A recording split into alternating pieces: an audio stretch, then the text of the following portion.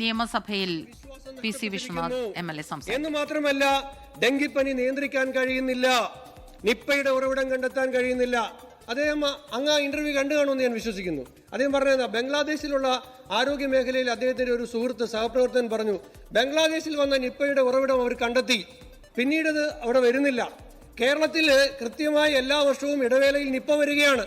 ഇതിന്റെ ഉറവിടം കണ്ടെത്താൻ, ഇതില്ലാതാക്കാൻ ഒരു ഗവേഷണവുമില്ല, ഒരു പഠനവുമില്ല, അതിനുള്ള ഒരു പരിശ്രമവുമില്ല. ആ ബംഗ്ലാദേശിലെ ആരോഗ്യവകുപ്പ് ഉദ്യോഗസ്ഥൻ രാജീവ് സദാനന്ദനെ പരിഹസിച്ചു എന്നാണ് അദ്ദേഹം ആ ഇന്റർവ്യൂവിൽ പറയുന്നത്.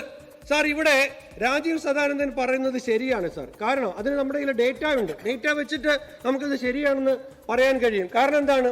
കാരണം ഇവിടെ 2011 മുതൽ 16 വരെയുള്ള പീരീഡിൽ 655 പകർച്ചവ്യാധി മരണങ്ങളുണ്ടെങ്കിൽ ഈ പീരീഡിൽ, ഈ 21-24 പീരീഡിൽ മാത്രം ഇവിടെ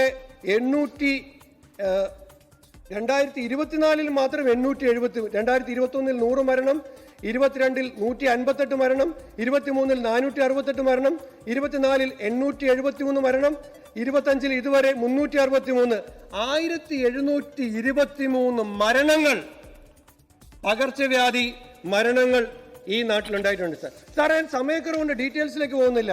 ബഹുമാനപ്പെട്ട മന്ത്രിയുടെ ശ്രദ്ധയിൽ ഈ 16 ലെപ്റ്റോയിലെ മരണം 35 സാർ.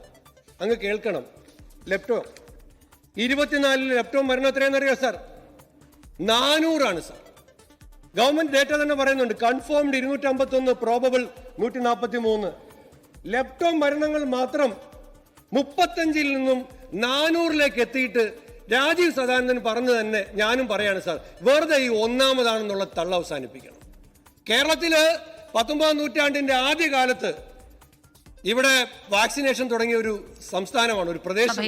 അമീബിക് മസ്തിഷ്ക ജ്വരത്തിൽ അവിടെ അടിയന്തര പ്രമേയത്തിൽ ചർച്ച നടക്കുകയാണ്. അമീബിക് മസ്തിഷ്ക ജ്വരം പോലുള്ള പകർച്ചവ്യാധികൾ തടയാൻ കാര്യമായ നടപടികൾ ഉണ്ടാകുന്നില്ല, ആരോഗ്യ മേഖലയിൽ നിന്ന് കാര്യമായ കർശനമായ നടപടികൾ ഉണ്ടാകുന്നില്ല. ഇക്കാര്യം ഉന്നയിച്ചാണ് അവിടെ ചർച്ച നടക്കുന്നത്.